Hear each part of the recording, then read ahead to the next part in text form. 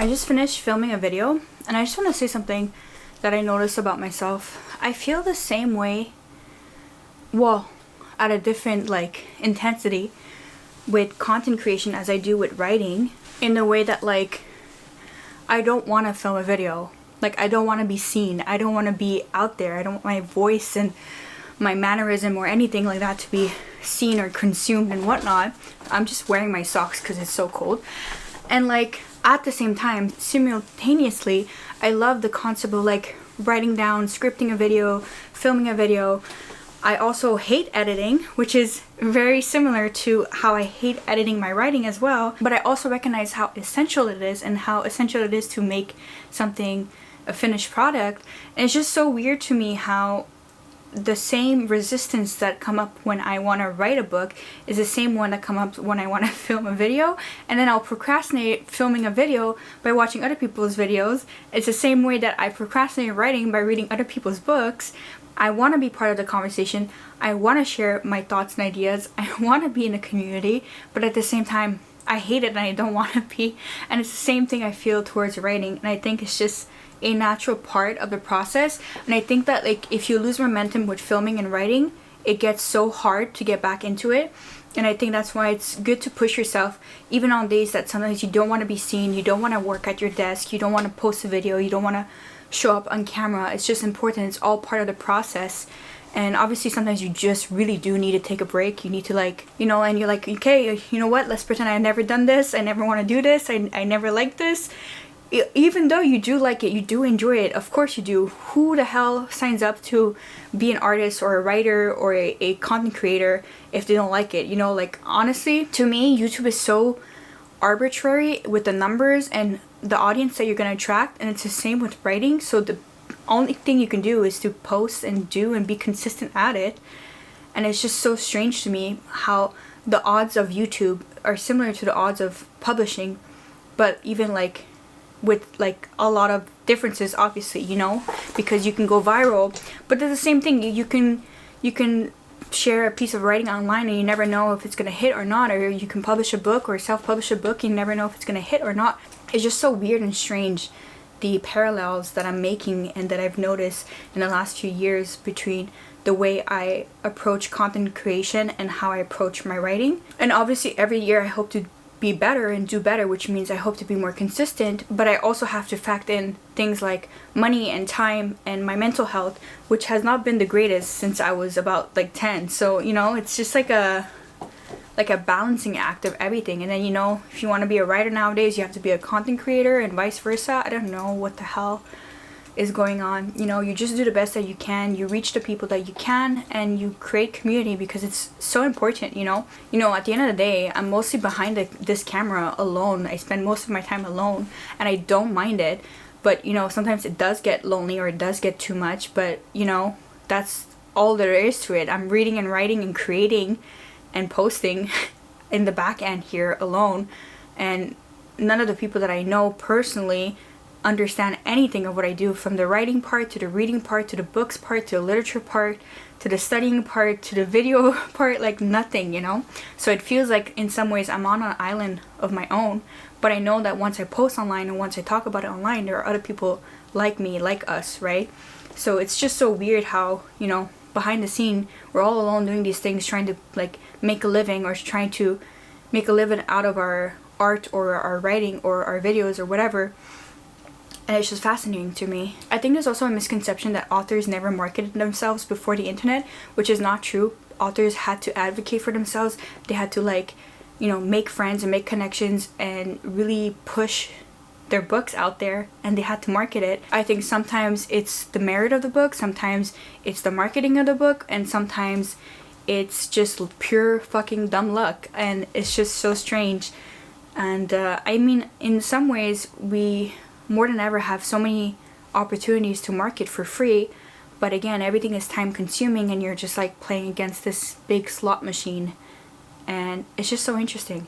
And I think what I realized lately is that I cannot be on TikTok and Instagram because it just consumes all of my time. I just compare myself more easily than if I were to just stay offline and watch a video here and there on YouTube versus being always connected to my phone. I'm trying to, like, 2025 is like, I need to be to a point where I don't even know where my phone is, you know? So yeah, I just want to be able to create and actually live life offline too. Like, you know what I mean? I feel like we're losing that since the pandemic years, so that's a big effort for someone that's mostly introverted and that mostly likes to spend time alone. It's gonna be an uphill battle for me to make new friends and go out there and go to events. That's why I love book events. If there's a book event, I will like push myself to go, even though I know it's like a 2 hour or 1 hour and a half commute to Toronto. I still want to go. I still want to do it. And yeah, I don't know, what are your thoughts on this? This is just so random, but I was just thinking about this, and I've been thinking about this for the last few months. So let me know, well, how are you approaching writing? How are you approaching content creation if you do post content online? And how do you like manage that real world, online world? You know, people around you, closest to you, don't understand you or don't understand your love of writing or literature or posting YouTubes or whatever. Like, let me know, because for me it's just I feel like I'm the odd one from, let's say, the 20 people I know in life, you know? Yeah, let me know.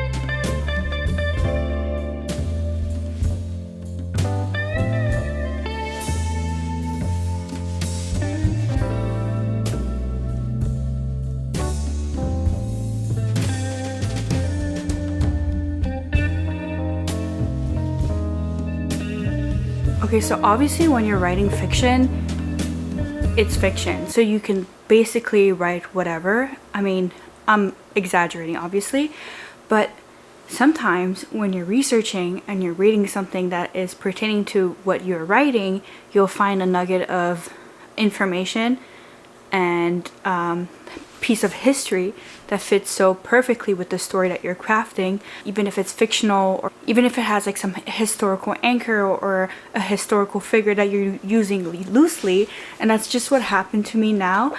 I am honestly obsessed with this book. This book is a bit more dense and harder to get through than the Open Graves, Open Minds book that I read earlier with all the essays on vampire fiction and literature, especially pertaining to the last, I would say, 2 or 3 centuries. This one goes even further back. Okay, this one goes towards the 14th, 15th, 16th, 17th century, like before vampires are as canon and as solidified in our literature that we know it from.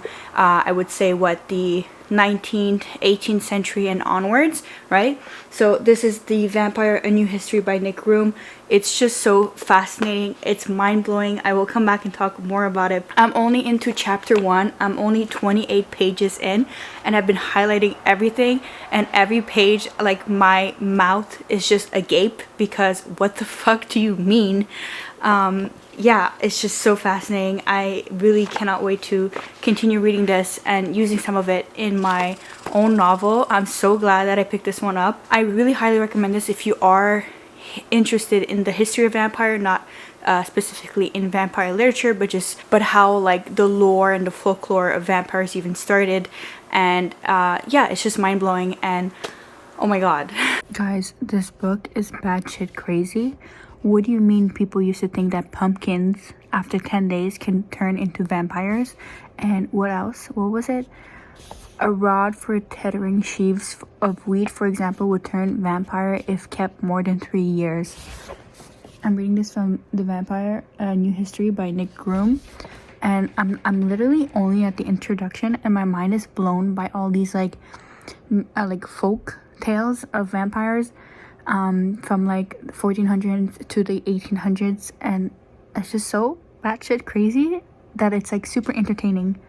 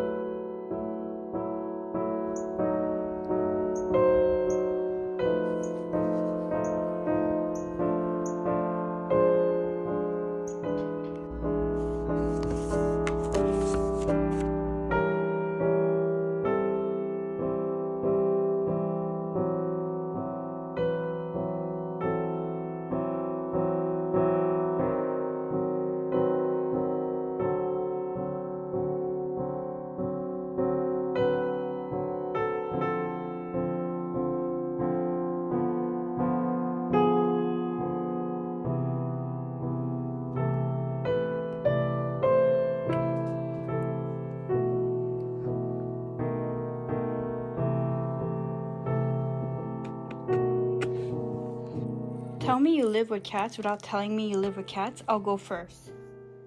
Why? Why do they both do this all the time? It's like a treasure trove for them. It's that time of year again. Mimi, what are you saying? Where we gotta organize, reorganize, sort by... Look at this little plant I got. I bought this thing from Walmart. I kid you not. I thought it was like $8. It was $32. Those plants at the top are fake. But it did come with like a cute little succulent type plant. But still, the tin is my favorite color. The purple is like one of my favorite colors. And I just love the tin so much. I wanted it. But at least we found some like fake flowers at home that I could add to it. So now it's gonna stay here as decorative. So I guess it is worth the price. I'm still justifying it, but it's fine. Shit happens, right? And yeah, I'm just reorganizing. I think I'm gonna take out the front layer to see what's at the back, because I feel like I never find anything anymore. So I'm kind of like forgetting what's at the back. So sometimes I just like shift everything around. I don't know if I'm gonna be able to do that all today. I I might just do like one bookcase or one layer, and yeah, but that's what I'm doing. I'm not gonna film more just because it's such a tedious and long task, but this is how we are. Oh, don't look at that. This is how we are looking at right now.